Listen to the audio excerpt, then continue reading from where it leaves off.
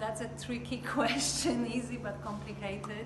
So I think my story started exploring the world and culture through the images of my grandfather, that I found his negatives in my basement, and I started to develop them in the dark room. That was the first journeys that I made, and I was fascinated by the world. And as my father was also a sailor, I wanted to become a sailor, obviously. So I was dreaming big. I was studying film and photography, and I was surrounded with the people who asked questions, who were passionate about creating and deconstructing the world and trying to put in images all the things and symbols that we cannot see. After my studies, I got my Polaroid camera, and it took me places. I went to Mongolia, to Russia, to Siberia. I lived in Indonesia and Colombia and Romania, and I was traveling with the Polaroid, and I was making photos with the people that I was meeting, and I was giving one photo to the person that I met, and I was keeping one photo for myself, which was the start of my first documentary project. And during all of these travels, I met people who were living very simple life. They were living in the steppes in Mongolia or next to Baikal Lake in Russia. And although their life was very hard and difficult, they were cherishing every moment of their life. And I saw the happiness of the really small moments, of those calm moments, of just wind blowing on the steppe or observing the high horizon. And I knew I want this magic to show it to other people. So after making this first documentary, I was still dreaming big, and my mission became to show the magic and show the art of simple things and simple life, and elevate the reality to the really different state of mind and visual state. So I started to combine my documentary photography with art and commercial work. And actually Barcelona and people who I met here expanded my creativity and self-confidence, and also we made beautiful projects, and I made a campaign for a singer from Poland, so we shot like crazy unique images for her branding in Barcelona and surroundings. I produced a video clip for another singer from Poland, Flo, and in Andalusia. I work with NGO from Girona, and we were working on a long-term documentary project in Morocco. So my professional journey, I feel like it's just the beginning, although I've been doing it for the whole life.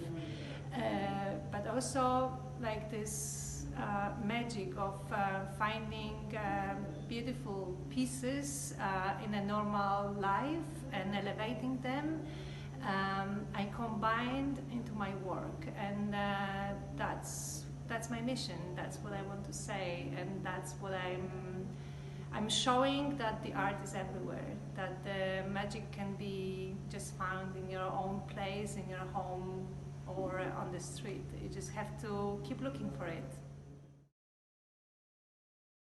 Brand. First of all, I didn't think about my personal brand for a really long time. I was always focused on my work and how to be good, and actually how to be the best in what I do. And in 2015, I was working on my documentary project about beauty and about self-acceptance, and I met Hannah. And Hannah is a powerful female warrior. She lost her foot when she was a little girl, so since then she was using a prosthesis. She knew lots of things about life and presenting herself and building a brand. And she just mentioned that I should explore a little bit this subject and show myself a little bit more, not only my works, because actually people want to know the story behind my work. They want to know who made those works. They don't connect only with the effect of my work, but with the whole journey that I go through to get it done. So that was the point when I actually started to show myself a little bit more. I didn't build my brand from the basics. My brand is me, so I communicate the way I communicate. My brand values and my private values are the same, so I don't have to be another person. I don't have to start building anything from scratch. It's just refocusing and choosing the things that I know or I think that are needed for building a business, and building stories and engaging with emotions with people, and showing them secrets of the works that I'm working on, yeah? The whole journey that I go through, thinking about the concept, building the concept, looking for the symbols, looking for the inspiration. So I just talk about this and I share this, and I am who I am. So that's a brand. Let's skip it.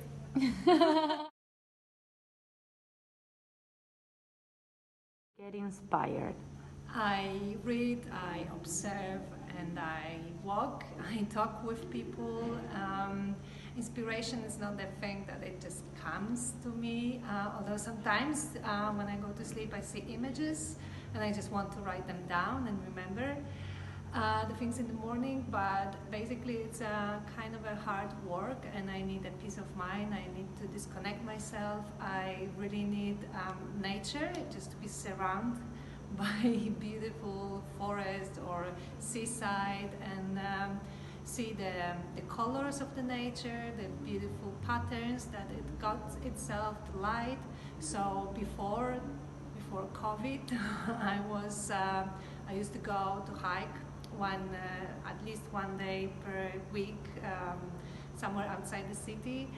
Now I just try to find places which are a little bit more remote in the city, or I just skate through the city to the seaside. I also connect with people and with other artists, and we inspired each other mutually. That's why also we created a community of female artists, the Daffodils Artist Project, and we talk, we get ideas, we create, and each of us it's like inspiring each other, but also motivate us to work, to do work, to create art.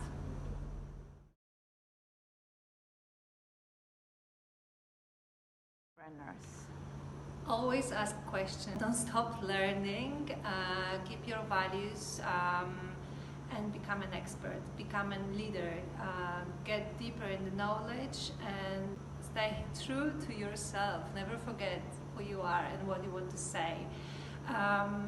Just know where you're going to, why you're going over there, and what is the way you're going to get there.